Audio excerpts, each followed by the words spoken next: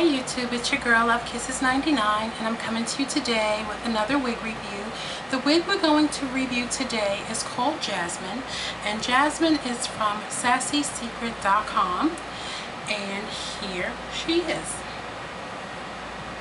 Now Jasmin is a 18-inch light Yaki texture Indian Remy wig, and she is color number 1, so she's very dark, very sultry looking, and the wig has light brown Swiss lace. Now Jasmin is a full lace wig, and it has lace all around the front and in the back and a stretch panel in the middle. And to me, the stretch panel is always a good idea, because just in case your measurements might be a little bit off or something like that, it always helps, you know, to make your wig fit a little bit more snug. It's a light to medium density, which is light density in the front and medium density in the back. Now the hairline does have all of the natural dips and curves that, you know, your natural hairline would have. She is high ponytail and updo approved, and currently Jasmin is $3.39 at Sassy Secret. And I know you guys think that I'm a hair fanatic, and if you think that, you're absolutely right, because I just love wigs, I love hair, and this is just another investment. What I'm going to do is apply her with just using bobby pins, and I'm just going to use a comb and just do a little parting before I even put it on so that you can see that. And the knots are already bleached, and it does have wispy hair all the way around. And this is what, I hope my camera's going to pick that up. This is what it's going to look like against my scalp, or against my wig cap. So I'm wearing just a medium brown color lace cap. The reason I'm wearing this color is because since the hair is so dark and the lace is already a light brown, I'm going to see how well it shows up, you know, as far as it looking like scalp underneath. So bear with me for just a moment while I cut the lace off, and I'll be right back. Taking the time to cut the lace all the way back to where the wispy hair begins, and this unit does have wispy hair all the way around the perimeter. I have some bobby pins here, which are just regular, you know, regular beauty supply store bobby pins, and I am going to apply the unit using just the bobby pins. So here it goes.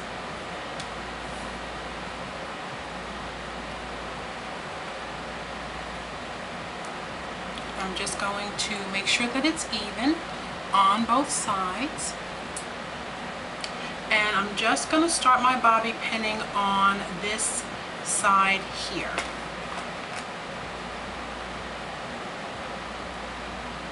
And would you get a more seamless appearance if you used a little tape?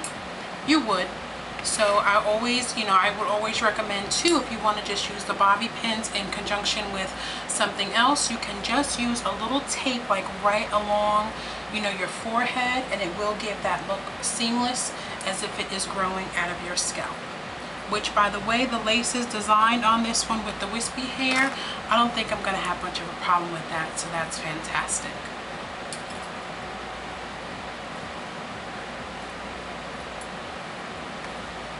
And oftentimes, like I was saying, the stretch panel is really a lifesaver.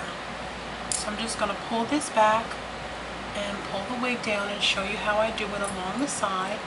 I just use a few pins initially until I get the wig situated, and then I go back around and I use a few more bobby pins. I'll just tell you what my pattern is in regard to bobby pins. I usually put one on each side here. I take two and I put them behind the ears here, and then I just space them out across the back, which is approximately 1, 2, 3, like 6. And if you put more, you just put them a little bit close together and they'll still stay put. Depending on the length of the wispy hair, you can often get the wispy hair to cover just that little edge of the bobby pin, so you can still wear it in an updo or in a high ponytail. And like I said, once you get the hang of it, you'll be a pro at it in no time. So now I have adhered it with the bobby pins, and I'm going going to just grab a comb and part it. I have a little mirror here, and just part it so that you can see how it looks.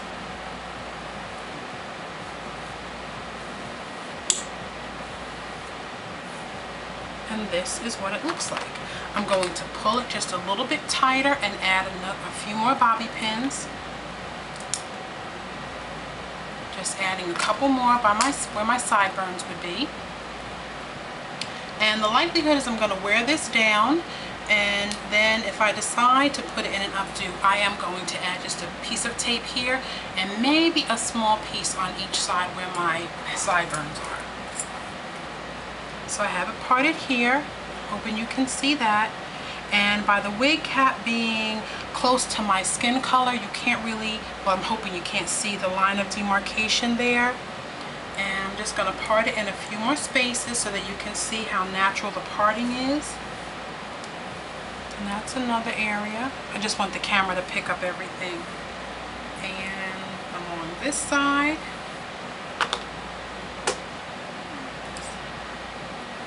And here's another part. So am I going to wear it parted on the side? Yes. Okay, so before we finish up, I just want to show you what I would do if I was going to pin it back, and the bobby pins are still in place here and in the back. So this is what I would do. Now,